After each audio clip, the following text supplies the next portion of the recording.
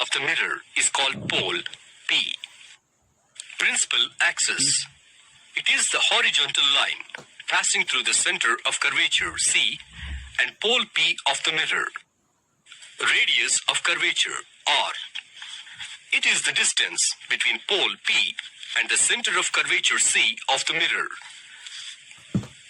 View the following animation to know how parallel rays can be obtained when a powerful source of light is placed far away from the object. Now, let us learn how to identify the focal point of a curved surface.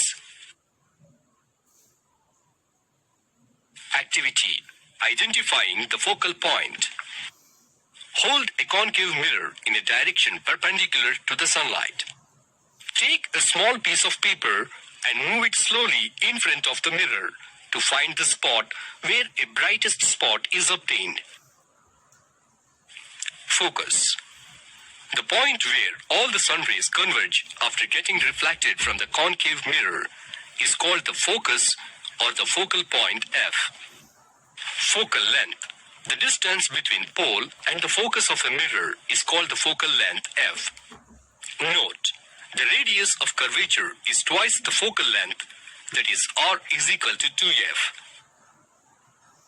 The image on screen shows the focal point of a convex mirror obtained by back extending the reflected rays. Let us learn about the characteristics of images formed from reflection by spherical surfaces through an activity. Now, let us know how the images are formed by concave and convex mirrors. Take two V-stands and place the concave and the convex mirrors on these stands. Light two candles of the same size and put them in front of the stands. Now, adjust the position of the candles such that they form clear images in the mirrors. When we observe the candle and its image on the concave mirror, we notice that the image is larger than the candle. Similarly, the image of the candle in front of the convex mirror is smaller than the size of the candle. Lab activity. Characteristics of an image from a spherical mirror. Click each tab to learn more. The aim of this activity is to observe the types of images and measuring their distances from the mirror. The required materials of this activity are a candle, paper, concave mirror, V-stand, measuring tape or meter scale. The procedure involves the following steps. Place the concave mirror on V-stand, a candle and a meter scale. Keep the candle at a distance of 10 cm from the mirror. Move the paper below the axis to find the position where a sharp image of the candle flame above the axis is formed. Note the distance of the image formed on the paper from the mirror. Repeat the procedure by keeping the candle at 20 cm, 30 cm, 40 cm, 50 cm, 60 cm, 70 cm, and 80 cm respectively. Note the observations accordingly. As part of our observation, Table 1 is used to note down the distance of the candle from the mirror, distance of the paper from the mirror, the size of the image and its inversion. Table 2 notes down the position of the image in and around the focal point and center of curvature and its other characteristics. From this activity, we have learned that the reflection of incident rays are not parallel to the axis of the spherical mirror from the above experiment. Let us find the characteristics of images formed from a spherical mirror with non-parallel incident rays using ray diagrams. Now, let us learn about the ray diagrams in detail.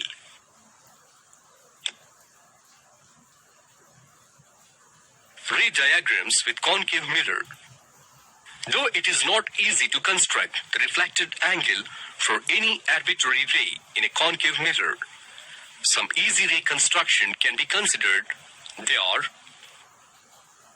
a ray R1 starting from the tip of the object and parallel to the axis of the mirror passes through the focus F after reflection. A ray R2 starting from the tip of the flame and passing through the focus F of the mirror travels parallel to its axis after undergoing reflection. The intersection point of the rays R1 and R2 provide the point where the tip of the flame appears like an image. The principal axis itself can be considered as a ray normal to the surface of the mirror before and after undergoing reflection. A ray R3 starting from the tip of the object and passing through the center of curvature C will retrace its path in opposite direction. This is because of the fact that a radius and a tangent of a circle are always perpendicular. A ray starting from the tip of the object and meeting the mirror at pole P will have the principal axis as its normal to draw its reflected ray. If any two rays coming from the tip of the object intersect at point A, and any two rays coming from the base of the object intersect at B, both the points are at same distance from the mirror, the image formed is vertical and inverted. When the object is placed vertically above the axis beyond the center of curvature, the image formed is vertical. A perpendicular from the axis to point A provides the point which acts as the base of the image.